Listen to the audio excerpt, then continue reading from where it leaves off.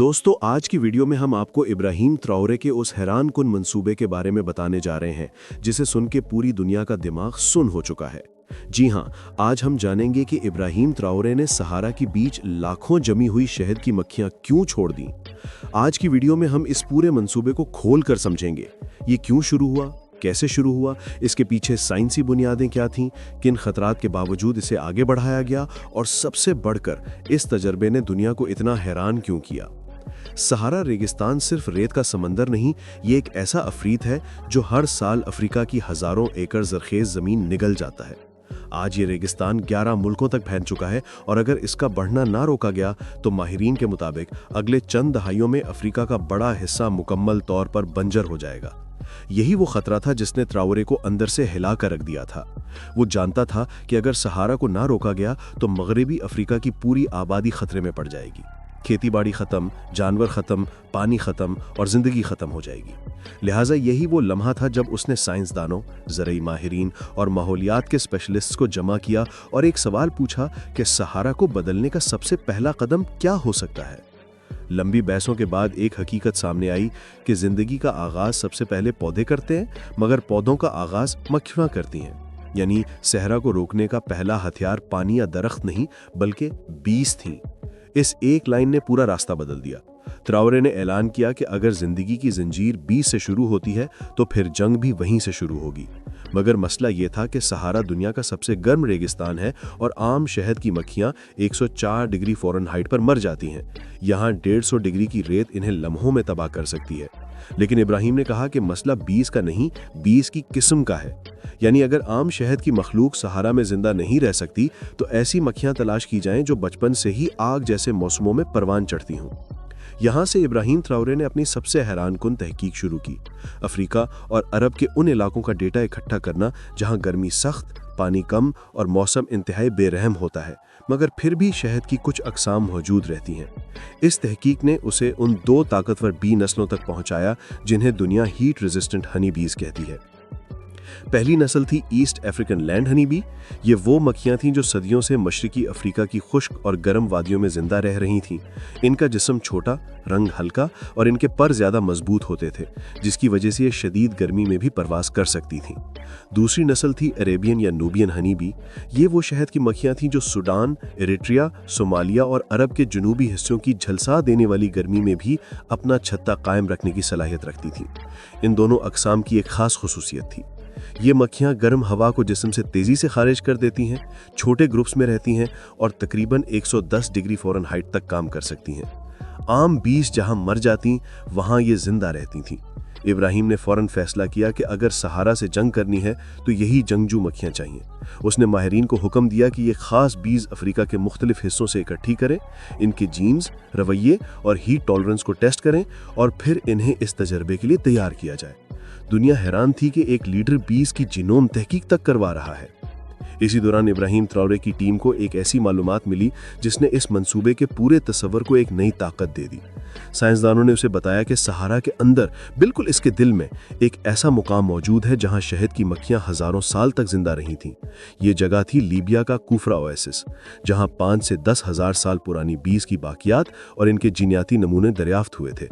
हैरत की बात यह थी कि ये मक्खियां सहारा से बनने से पहले की थीं, जब ये इलाका हरा भरा था, दरिया बहते थे और जंगली हयात यहाँ आज़ादाना घूमती थी। जब मौसम बदला, दरिया सूखे, जमीन जलकर रेत बनी और पूरा इलाका सहरा में तब्दील हो गया, तब भी इन बीज के जीन्स ने इस माहौल में खुद को जिंदा रखने की कोशिश जारी रखी और कुछ छोटी बस्तियां आज तक ओएसिस के गिर्द मौजूद थीं। ये दरियाफ्त ट्राओरे के लिए किसी नेमत से कम ना थी। उसे यकीन हो गया कि अगर कदीम बीज इस बदलते माहौल में हजारों साल तक जिंदा रह सकती थीं, तो आज की मॉडर्न हीट रेजिस्टेंट बीज तो कहीं ज्यादा बेहतर कारकर्दगी दिखा सकती हैं। अब यहां से इब्राहिम ट्राओरे के मंसूबे का वो हिस्सा शुरू हुआ जो सिर्फ साइंसी नहीं बल्कि मुआशी इनकलाब की बुनियाद भी बन सकता था। ट्राओरे जानता था कि बीज सिर्फ फूलों का गर्दा नहीं लाती बल्कि पूरी ज़रई निज़ाम को दोबारा जिंदा कर देती हैं। दुनिया भर में शहद की मक्खियां सालाना अरबों डॉलर की फसलों को महफूज बनाती हैं। सिर्फ अमेरिका में ही वाइल्ड और फार्म्ड बीज तकरीबन 15 बिलियन डॉलर की मुआशी अहमियत रखती हैं। यानी जहां बीज वापस आती हैं वहां सिर्फ पौधे ही नहीं उगते बल्कि बाजार, तिजारत, फल, सब्जियां, बागात सब कुछ जिंदा हो जाता है। ट्राओरे ने इसी हकीकत को समझा। वो जानता था कि अगर सहारा के किनारों पर बीज कामयाबी से आबाद हो गईं तो सबसे पहले जंगली पौधे वापस आएंगे, फिर घास उगेगी, फिर चरिंद परिंद, फिर जानवर और फिर इंसान भी दोबारा आबादकारी शुरू करेंगे। ये पूरे इलाके की रीग्रीनिंग चेन रिएक्शन थी, एक ऐसा सिलसिला जो सिर्फ एक छोटे से हशरात के ग्रोह से शुरू होकर पूरे रेगिस्तान के माहौल, मुआशरत और आबादी को बदल सकता था। लेकिन दोस्तों, जब इब्राहिम ट्राओरे ने हीट रेजिस्टेंट बीज को सहारा में छोड़ने का मंसूबा बनाया तो इसके बाद शुरू होने वाली तब्दीली ने माहिरीन को बिल्कुल हैरान कर दिया। जैसे ही ये मजबूत अफ्रीकी और नूबियन किस्म की बीज सहारा के किनारों पर छोड़ी, वहाँ वो अमल तेज़ी से शुरू हुआ जो ट्राओरे बरसों से अपने जहन में देख रहा था, जिंदगी की खामोश वापसी। मट्टी में छुपे बीज जो बरसों से सोए हुए थे दोबारा जागने लगे। चंद ही हफ्तों में छोटे छोटे पौधे नमूदार हुए जिन्होंने मजीद हशरात, परिंद और जानवरों को अपनी तरफ खींचा। ये वही चीन रिएक्शन था जो बीज जहां भी जाती हैं हमेशा साथ लेकर आती हैं, फूल, बीज, घास, चरिंद परिंद, जानवर और फिर इंसान। ट्राओरे ने साथ ही अपनी टीम को हुक्म दिया कि सहारा की वो तमाम जगहें निशानजद की जाएं जहां ज़ेरे ज़मीन पानी मौजूद है, ताकि वहां माइक्रो ग्रीन जोन्स बनाए जा सकें और बीज को मुसलसल खुराक मिलती रहे। जूं-जूं इलाके सब्ज होने लगे, एक और हैरानकुन फायदा सामने आया। रेगिस्तानी सांपों की तादाद बढ़ने लगी और जहां सांप हो वहां अल्लाह की बनाई हुई एक खौफनाक मगर इंसाफ करने वाली मखलूक जरूर पहुंचती है, हनी बैजर। ये जानवर बी लार्वा खाता है मगर साथ ही रेगिस्तान के जहरीले सांपों को भी खत्म करता है। यानी बीज के आने से ना सिर्फ पौधे बल्कि कुदरती हिफाजती निज़ाम भी वापस आ गया। साइंसदानों ने हैरत से नोट किया कि जैसे जैसे मक्खियां फैलीं, सहारा का माहौल सिर्फ गर्म रेत का समंदर नहीं रहा, ये एक ऐसा खित्ता बनता जा रहा था जहां जिंदगी फिर से अपने कदम जमा रही थी। लेकिन ट्राओरे जानता था कि बीज खुद सहरा नहीं बदल सकती, पानी, मिट्टी और माहौल की साख्त भी जरूरी है। दुनिया ने सोचा था कि ये मंसूबा पागलपन है, मगर अब हर तरफ एक ही सवाल उठ रहा था कि क्या ट्राओरे वाकई सहारा को दोबारा जिंदा करने वाला पहला इंसान बनने जा रहा है।